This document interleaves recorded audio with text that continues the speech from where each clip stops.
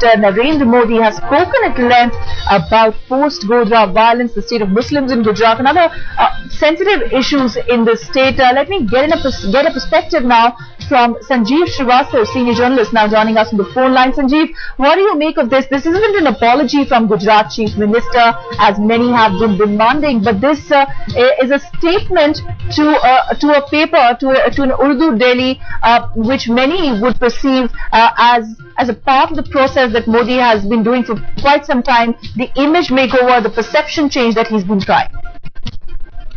First thing is that I haven't seen the interview.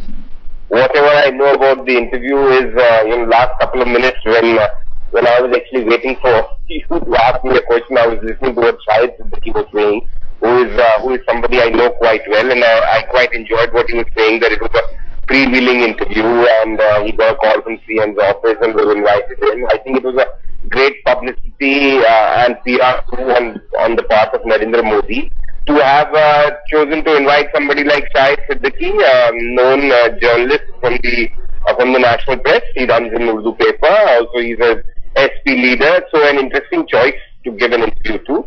Number one. Right. Number two, from whatever I could make out from what Shahid Siddiqui was telling you just now, is the fact that actually, apart from the fact that Modi talked at length about all issues, but he didn't apparently say anything new.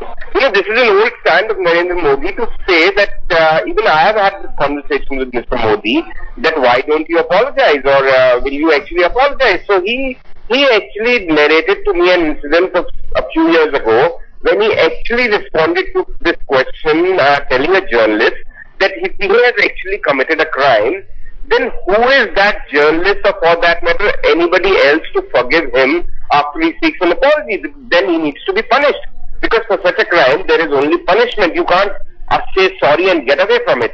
So that has again been a consistent line, but even consistent lines when repeated after a gap of a year or two again make headlines.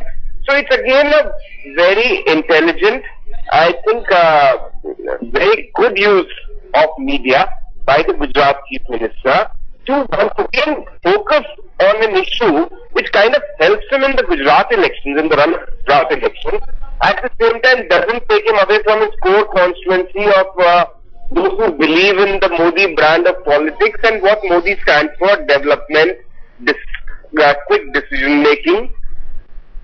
Right, absolutely, Sanjeev. But it's significant nonetheless that Modi has chosen to speak to an Urdu daily, which too is one of the largest selling dailies, and he's given this interview. Like you said, it's an interesting choice that he's given this interview to Shahid Siddiqui, who's a former Rajya Sabha MP, and of course a Samajwadi Party leader. We also have Teesta Seetalwar, the activist, now joining us on the phone line. Teesta, your first reactions? It isn't an apology from Gujarat Chief Minister, as you have been demanding, but he's talking about that how he's willing to go to the gallows if he's found guilty. So pretty much the same stance. What is interesting here is that it seems he's reaching out to minority in Gujarat. Actually, I hope you give me as much time as you took for your question for the answer. I'd just like to say a couple of things. One is that if you recall 2009 general elections, a similar propaganda had been used. Mr. Arun Shuri in February 2009 suddenly said that Mr. Modi is good prime ministerial material. So, Times Now, CNN IBN and headlines played and did interviews of Mr. Modi flying in different aircraft, and he got really free publicity for it. So I think Mr. Shahid Siddiqui, who has jumped from the Congress to the BSP to the SP within 3 or 4 years and is not a very credible politician, had obviously timed this interview to get his newspapers in the news. As one of the legal rights groups who's fighting for the victims of 2002, we do not believe in death penalty, but we do believe in accountability and transparency. And the level of subversion of the due process of law by Mr. Narendra Modi as Home Minister of Gujarat has been legendary. The courts have commented on it, and the process is still on.